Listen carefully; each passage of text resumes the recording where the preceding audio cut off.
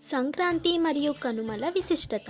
ఉత్తరాయణం మరియు దక్షిణాయనం గురించి తెలుసుకుందాం. సూర్యుడు మకర రాశిలోకి ప్రవేశించే కాలమే మకర సంక్రమణం. మకర సంక్రమణం నుండి ఉత్తరాయణ పుణ్యకాలం ప్రారంభమవుతుంది.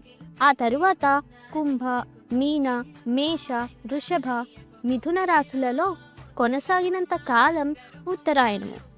కర్కాటక రాశిలోకి సూర్యుడు ప్రవేశించిన దగ్గర నుండి మొదలై ఆ తరువాత సింహ, కన్య, తుల, వృశ్చిక, ధను రాశులలో కొనసాగినంత కాలం దక్షిణాయనం. 12 నెలల సంవత్సర కాలంలో 6 నెలల దక్షిణాయనము దేవతలకు ఒక రాత్రి, 6 నెలల ఉత్తరాయణము దేవతలకు ఒక పగలు. కనుక దేవతలు మేల్కొనే కాలము ఉత్తరాయణ పుణ్యకాలము. మార్గశిరం పూర్తి కాగానే ఉత్తరాయణం మొదలవుతుంది. సూర్యుడు చుట్టూ భూమి పరిభ్రమించే మార్పు క్రమంలో తన చుట్టూ తాను కూడా తిరుగుతాడు. అందువలన సూర్యుడు 6 నెలలు ఉత్తరం వైపు, 6 నెలలు దక్షిణం వైపు కనిపిస్తాడు. ఇలా ఉత్తరం వైపు కనిపించే క్రమమే ఉత్తరాయణం అంటారు. దక్షిణం వైపు కనిపించే క్రమం దక్షిణాయనం. మనకు ఒక సంవత్సరం కాలము అయితే దేవతలకు ఒక రోజు. అయితే ఒక రోజులో పగలు అనేది ఉత్తరాయణం, రాత్రి అనేది దక్షిణాయనం. ఈ ఉత్తరాయణం అనేది అందుకే మనకు అంత ముఖ్యం. ఈ రోజు కోసమే భీష్ముడు ఎదురు చూసి ఉత్తరాయణ పుణ్య ఘడియలలోనే పరమపదించాడు. ఉత్తరాయణ పుణ్యకాలమైన సంక్రాంతి రోజున చేయు ఏ దానమైనా శ్రేష్టమైనదని చెప్పబడింది. ధాన్యం, ఫలాలు, విసనకర్ర, వస్త్రం, కాయగూరలు, దుంపలు, నువ్వులు, చెరకు మొదలైనవి దానం చేస్తారు. సంక్రాంతి రోజున రకరకాల పిండి వంటలు చేసుకొని కొత్త బట్టలు ధరించి ఈ పండుగను ఆస్వాదిస్తారు.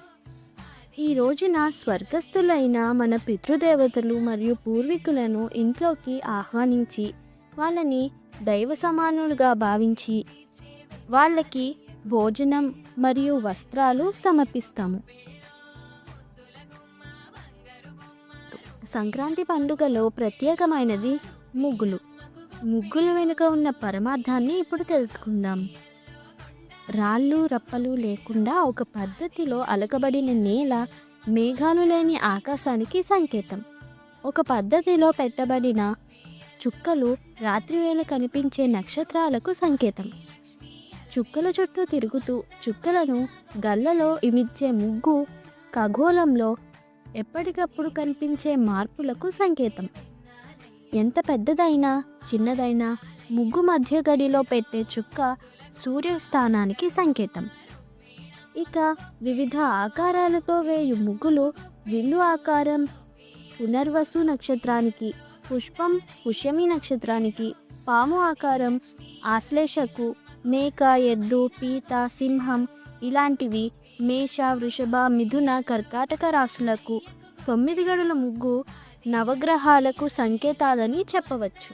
3 రోజులతో పూర్తవుతూ అందరికీ ఆనందాన్ని పంచే పండుగను ఘనంగా సాగనంపేందుకు పుట్టినదే రథం ముగ్గు.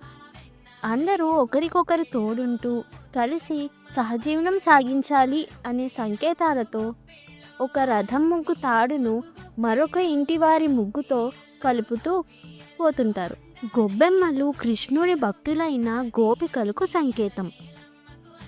రంగవల్లుల మధ్యలో పెట్టే పెద్ద గొబ్బెమ్మ గోదాదేవికి సంకేతం. మీరెవరైనా మా భోగి పండుగ వీడియోని చూడకపోయంటే డిస్క్రిప్షన్లో ఉన్న లింక్ని క్లిక్ చేసి చూడగలరు. సంక్రాంతి వేడుకల్లో చివరిది అయిన కనుమ గురించి తెలుసుకుందాం. దీనిని ద్వాపర యుగం నుంచి జరుపుకుంటున్నట్లు మన గ్రంథాల ద్వారా తెలుస్తుంది. శ్రీకృష్ణుడు ఒక ఆచారంగా వస్తున్న ఇంద్రుని పూజించడం తగదని, మనం మన గోవులు సుఖ సంతోషాలతో జీవించడానికి కారణభూతమైన ఈ గోవర్ధనగిరికి మరియు గోవులకు ఈ కనుమ పండుగ రోజు పూజలు చేయాలని చెప్పడం జరిగింది. అప్పటి నుంచి ఇప్పటి వరకు సంక్రాంతి తరువాత రోజు అయిన కనుమ రోజున మనకు అన్నం పెట్టే భూమికి మరియు గోవులకు, ఎడ్లకు పూజ చేయడం జరుగుతుంది. ఇంకా ఈ రోజున పల్లెల్లో రైతుకు వ్యవసాయంలో సహకరించే పశువులను పూజించడం ఆచారం. ఆ రోజున పశువుల పాకలను చక్కగా అలంకరించి అక్కడ పాలు, కొత్త బియ్యంతో పొంగలు వండుతారు. ఆ పొంగలిని దేవుడికి నైవేద్యంగా పెట్టిన తరువాత పొలానికి తీసుకెళ్ళి చల్లుతారు. దీన్నే పొలి చల్లటం అని అంటారు. అంటే దాని అర్థం ఆ సంవత్సరం పాటు పండే పంటలకు చీడపీడలు సోకకుండా కాపాడమని దేవతలను ప్రార్థిస్తారు. ఇలా చేస్తే పంటలు బాగా పండుతాయని వారి నమ్మకం. ఇంకొక ప్రత్యేకత హరిదాసులు.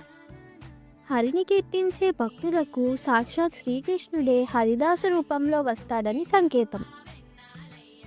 హరిలో రంగ హరి అంటూ చిడుతలు కొడుతూ నెత్తిపోయిన అక్షయ పాత్రతో హరినామ కీర్తన చేస్తూ రావడం, తను ఏ భోగాలకు లొంగనని కేవలం హరినామ సంకీర్తన చేస్తూ వస్తానని, తమ పరభేదాలు లేవని, అందుకే ప్రతి ఇంటికి తిరుగుతూ వస్తాడనే సంకేతం.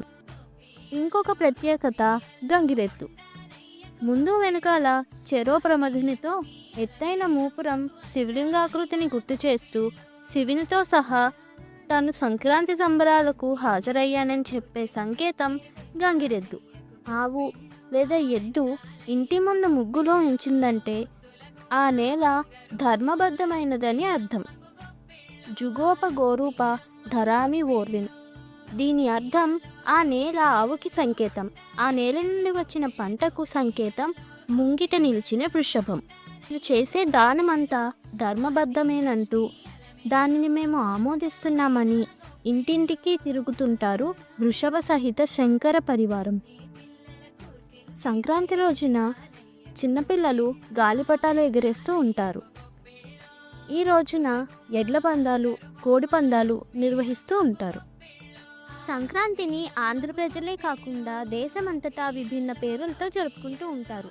జమ్మూ కాశ్మీర్లో శిశుర్ సంక్రాంతి, హర్యానా, హిమాచల్ ప్రదేశ్ మరియు పంజాబ్లో మాఘీ లేదా లోహ్రీ, గుజరాత్ మరియు రాజస్థాన్లో ఉత్తరాయణ్, మహారాష్ట్ర మరియు మధ్యప్రదేశ్లో మకర సంక్రాంతి, కర్ణాటకలో మకర సంక్రమణ, కేరళలో మకర విలక్కు, తమిళనాడులో పొంగల్, ఆంధ్రప్రదేశ్లో పెద్ద పండుగ, ఒడిశాలో మకర సంక్రాంతి, వెస్ట్ బెంగాల్లో పౌష్ సంక్రాంతి, ఉత్తరప్రదేశ్లో కిచిడి, బీహార్ మరియు జార్ఖండ్లో మకర సంక్రాంతి, అస్సాంలో మాఘ్ బిహుగా జరుపుకుంటూ ఉంటారు.